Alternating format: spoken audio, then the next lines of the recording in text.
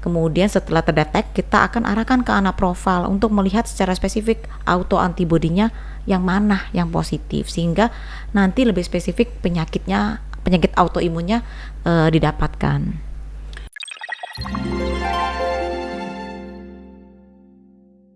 Assalamualaikum warahmatullahi wabarakatuh. Bahagia sekali saya hari ini bisa kembali hadir bersama dengan Sobat BBLK Palembang dalam acara podcast yang keberapa ya? Mungkin sekitar udah 20 podcastan kita udah jalan ya, alhamdulillah.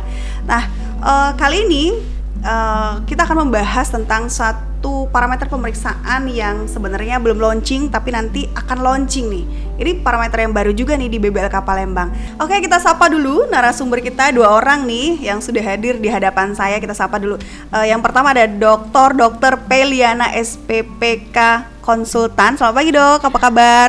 Pagi, apa kabar semuanya? Baik, alhamdulillah, senang bisa jumpa kembali. Ini Dr. P ini manajer teknis untuk patologi klinik di BBLKM Palembang. Bahagia sekali bisa ketemu sama dokter ya. Kemudian yang kedua ada Ibu Fadilah. Ibu Fadilah, selamat pagi, apa kabar Bu? Kabarnya baik, alhamdulillah. Baik, Sobat BBLKM Palembang, tadi kita udah kenalan ya dengan 2 narasumber kita yang ada di hadapan saya nih.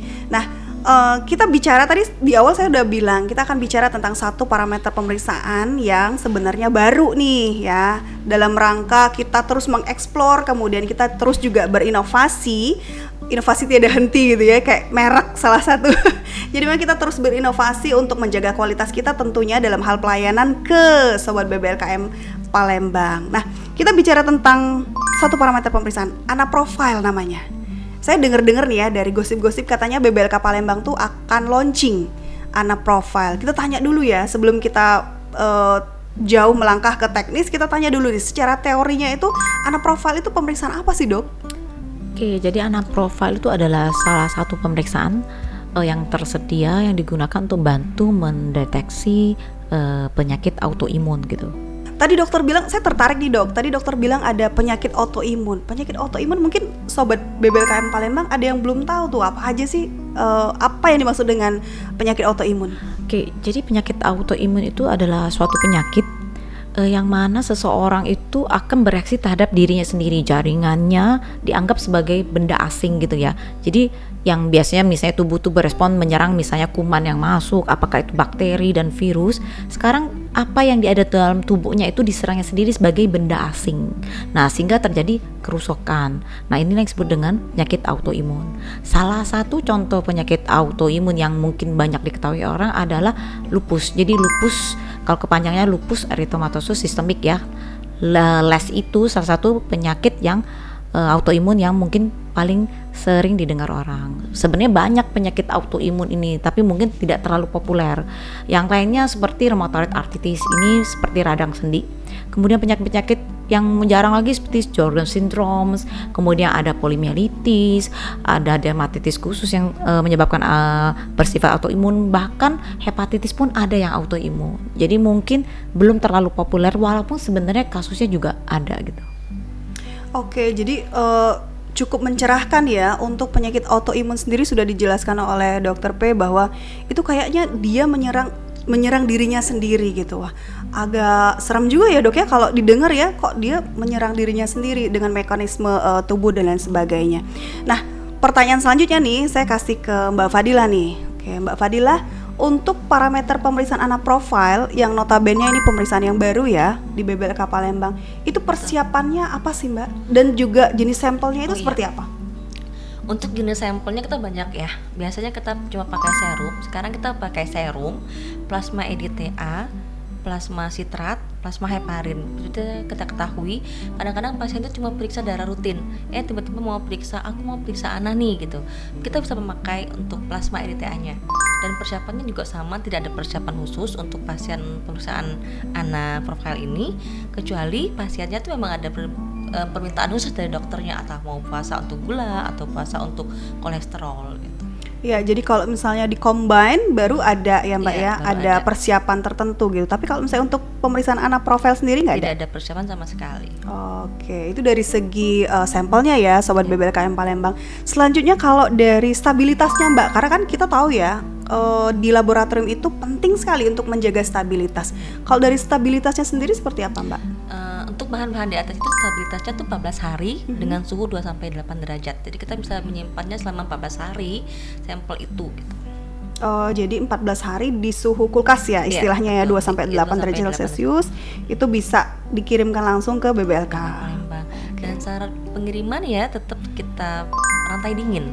Kita menerima sampel dalam keadaan dingin 2-8 derajat dengan 3 bungkus gitu kan, 3 kali lapis ya, gitu. 3 lapisan Seperti untuk yang kita tahu, pengiriman harus ada parafilm gitu kan, harus ada bungkusnya, harus ada identifikasi gitu kan, tetap ya. Nah, jadi Sobat BBLK Palembang, ATLM misalnya ya di laboratorium ingin mengirimkan sampel, tadi udah disebutkan oleh Mbak Fadila apa saja syarat-syaratnya. Nah, saya kembali lagi ke dokter nih, Dok.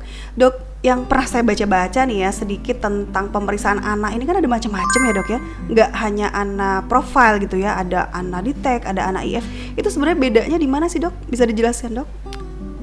Jadi mungkin awal-awal ANA yang ada tuh ANA yang sifatnya mendeteksi kadar ya. Nanti dengan metode pemeriksaan salah satunya misalnya ELISA. Jadi kita bisa mengetahui kadarnya. Nah, berikutnya juga ada yang namanya ANA pola ya, atau bahasa Inggrisnya pattern gitu ya. Jadi ANA ini nanti, ANA itu sebenarnya singkatan ada anti nuklear antibody gitu ya, supaya gampang dulu. Jadi antibody terhadap inti sel pada dasarnya.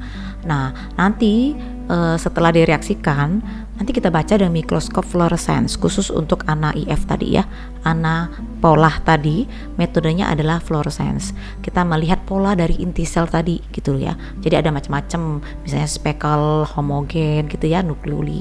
Nah, pola tadi bisa diestimasi atau diperkirakan ini banyak pada penyakit apa aja, antibodinya, autoantibodinya misalnya apa aja. Nah, tapi ini sebagai gambaran besarnya. Nah, nanti ke tahap berikutnya ada namanya pemeriksaan ANA profile tadi ya. Jadi ANA profile itu sudah sebuah panel juga, tapi dia mendeteksi bermacam-macam autoantibodinya. Jadi lebih spesifik yang memberikan hasil seseorang itu sebenarnya autoantibodi yang ada dalam tubuhnya tuh yang mana gitu ya. Nanti bisa diarahkan ke jenis penyakit autoimunnya, jadi lebih spesifik. Jadi biasanya kita akan periksa dulu dari ANA pola atau ANA ELISA tadi ya. Kemudian setelah terdetek kita akan arahkan ke ANA profile untuk melihat secara spesifik autoantibodinya yang mana yang positif, sehingga nanti lebih spesifik penyakit autoimunnya didapatkan. Oke, pada kesimpulannya berarti memang dia kayaknya ada semacam tahapan gitu ya, Dok ya. Tahapan untuk mana dulu nih yang harus dikerjakan. ANA detect dulu, kemudian lanjut ke ANA IF, ANA pola gitu ya, dan selanjutnya ke ANA profile nih yang kita bahas pada hari ini.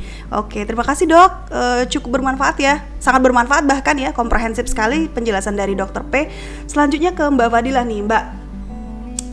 Untuk tadi kan udah dijelaskan tuh oleh Dr. P tentang pemeriksaan ANA. Ini metodenya menggunakan apa sih, Mbak, untuk yang ANA profile ya? ya ANA profile kita memakai immunoblot dan kita menerima pemeriksaannya Senin sampai Jumat. Hasilnya 1 hari. Jadi kalau mengirimkan pasien pada pagi hari, sore hari bisa terima hasil. Tapi kalau sore ya kita kerjakan pada pagi hari, berarti 2 hari ya. Jadi kalau pagi datang hasilnya sore bisa keluar hasil. Oke.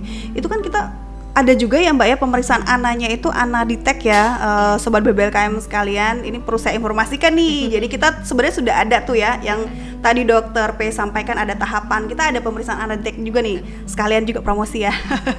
Kemudian nanti launching nih, akan segera launching untuk parameter pemeriksaan ANA profile gitu ya. Baik, Sobat BBLKM Palembang, tadi kita udah dengarkan nih ya dari 2 narasumber kita mengenai parameter pemeriksaan yang baru akan launching di BBLK Palembang, yaitu ANA Profile. Semoga cepat ya, jadi bisa mengakomodir nih kebutuhan dari teman-teman atau Sobat BBLK Palembang. Ya, terima kasih sekali lagi Dr. P, kemudian selamat beraktivitas, melanjutkan aktivitasnya. Terima kasih Mbak Fadila. Demikianlah podcast kita pada hari ini dengan tema ANA Profile, pemeriksaan ANA Profile. Sampai ketemu lagi di podcast BBLK Palembang selanjutnya. BBLK Palembang, layanan cepat, andal, hasil akurat. Oke, sampai ketemu lagi di podcast BBLK Palembang selanjutnya.